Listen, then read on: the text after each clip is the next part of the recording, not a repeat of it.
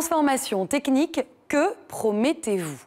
Dans un univers où les transformations techniques ont plus que jamais le vent en poupe, avez-vous eu vent de son dit mythe originaire, celui de Prométhée, raconté par Platon dans le Protagoras?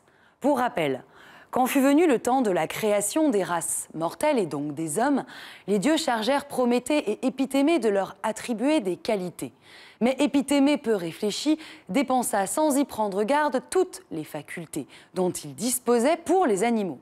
Prométhée, qui ne put se résoudre à ce que l'homme ne puisse rien faire de ses 10 doigts, prit les choses en main et déroba l'art et l'habileté d'un côté et le feu à Zeus pour les donner à l'homme. Ainsi, Platon voyait-il, derrière l'apparition de la technique, le besoin de compensation de l'homme afin qu'il possède lui aussi les ressources nécessaires à sa vie. Platon pointait là du doigt l'ambivalence même de la place de l'homme dans le monde, lui qui, d'un manque à gagner, acquiert finalement un plus dont il aura dès lors à faire. Or, si à l'origine la technique est mise entre ses mains pour répondre à ses besoins naturels, très vite elle répond à ses désirs de maîtrise, de conquête, de transformation du monde. Comme si l'homme, qui à l'origine avait manqué de tout, avait voulu prendre sa revanche avec l'outil pour ne manquer de rien, voire pour tout avoir.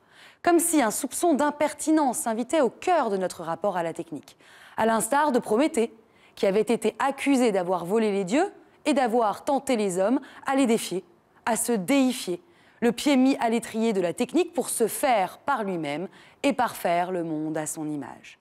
À l'image contemporaine du mythe du self-made man, fondateur aux États-Unis et caractéristique de cet homme hyper moderne qui partout fait des pieds et des mains pour se faire lui-même et parfaire son univers. Mais gare, car comme le souligne Christian Godin dans son ouvrage Le triomphe de la volonté, le mythe du self-made man est contrebalancé par celui inversé du loser. Un homme qui partit de quelque chose n'arrive à rien. En l'occurrence ici, un homme qui partit avec l'habileté, l'art, la technique, pour répondre à ses besoins naturels et nécessaires, finit par n'en faire plus rien d'utile, de bon, de sensé, et même par être de moins en moins capable de penser ce qu'il fait, produisant de fait cet étonnant mélange ambiant de volontarisme et de résignation.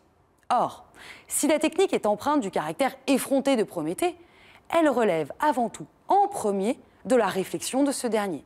Car Prométhée signifie avant tout celui qui réfléchit, celui qui est prévoyant.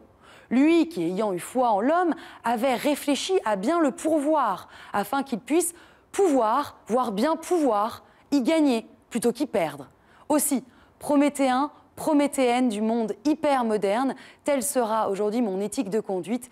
Et si l'on promettait, en mémoire de Prométhée, d'infiniment réfléchir avant d'agir.